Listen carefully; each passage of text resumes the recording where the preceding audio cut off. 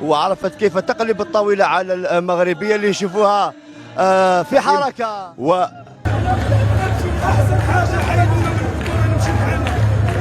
انا غنسحب دجاجه عيني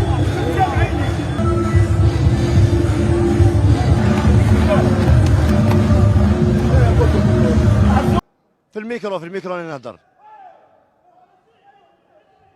الأخيرة النزال المتكافئ، والآن نشاهد سلسلة من اللكمات. يبدو أنه الجزائر تتوج بالذهب. نعم، أول أمام مغربية هي ثاني تمتلك، هي الأخرى تمتلك من الإمكانيات ما يؤهلها لتكون منافسة شرسة، لكن منصوري فاتحة عرفت كيف تسير النزال، وعرفت كيف تقلب الطاولة على المغربية اللي نشوفوها في حركة. نترككم الآن مع النشد. لقد عادت وستستمعه من منصة التتويج.